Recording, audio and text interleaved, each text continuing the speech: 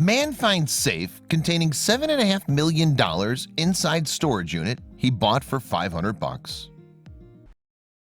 But before we start, please take a moment to give this video a like, subscribe to Happy World, and hit the bell so you'll never miss these great stories.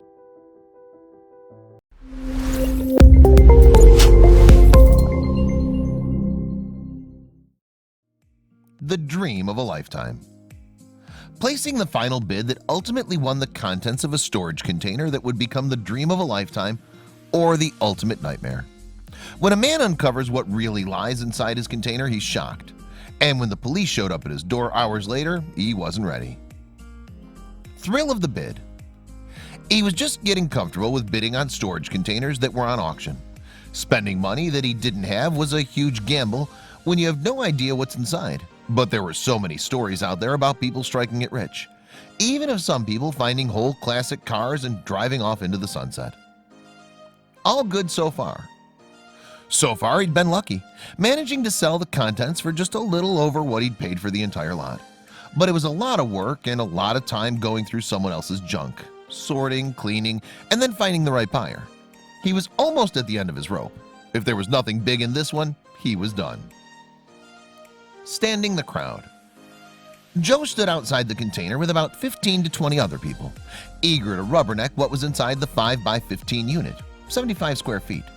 These were too big to get a good look inside, however, because they could store the contents of a one-bedroom apartment, ideal for furniture including a couch, chair, and a small dining set, sporting equipment, bicycles, business merchandise.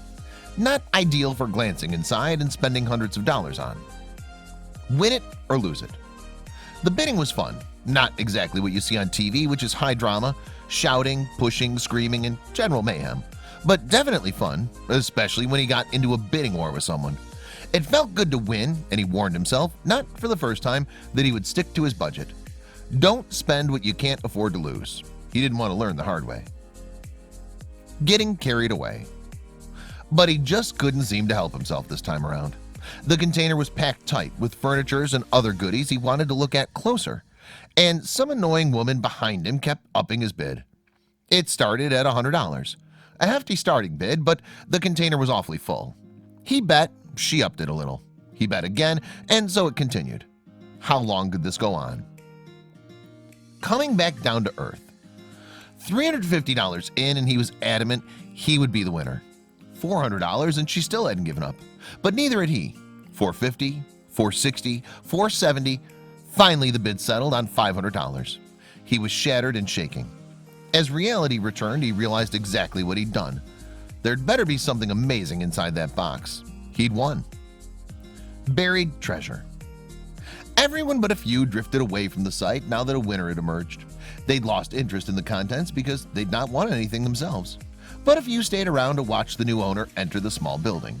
They only wished they'd been the ones to win it when they saw what he found. Better be worth it. Joe slowly walked into the 5x15 unit. It was packed full of old furniture, but enough of a gap between existed for him to walk between the items. He felt sweat prickle the back of his neck and forehead. The furniture alone wouldn't cover the high price he'd laid out for this unit.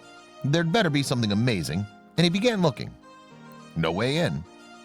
It didn't jump out at him as it would have in a movie. After all, it was just a dull gray container lying on the floor next to a chest of drawers. But Joe knew what a safe looked like without any fancy CGI to help him. He called up his friends to come out and help him open the safe. Even if he looked all day, he doubted he'd find a key. Breaking the lock. One power drill later, and they were drilling deep into the lock to force it open. And what they found was beyond belief. Taking the lid off the opening, he was gobsmacked by all the bills lying right at the top. $50 bills in huge stacks. He literally fell over from pure shock. Getting to his feet, he started pulling out wad after wad of cold hard cash. Unforeseen dilemma. But all things were not going to be peaches and cream for Joe and his huge find. Barely 2 hours into his discovery, there was a knock on the door, and soon men in uniforms were swarming all over the container. Just what had he gotten himself involved in? He wondered.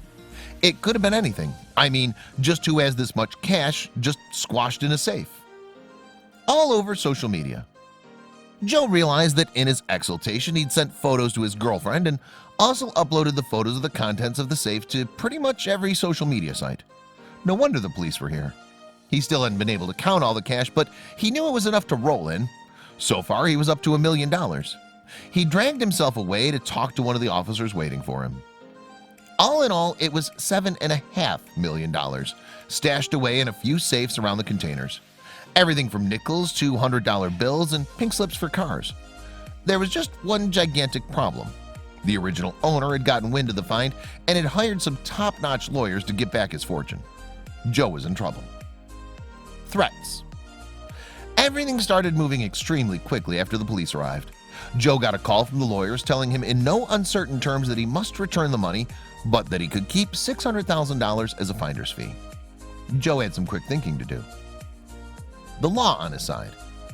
After consulting with his friends, Joe learned that in the state of California, once a unit had been sold, the contents were no longer owned by the delinquent tenant. He had full rights to keep anything in the unit. After all, he'd purchased it fair and square. But the lawyers were not going to back down that easily. How bad would it get?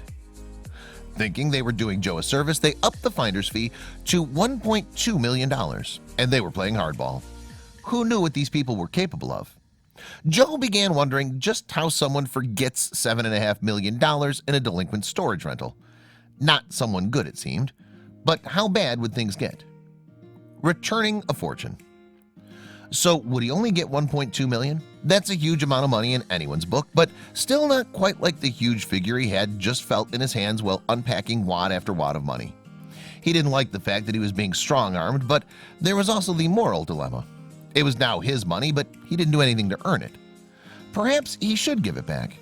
The thought was not sitting well with him. A fair deal. After much deliberation and amongst near threats, Joe decided that splitting the money straight down the middle would be a fair split.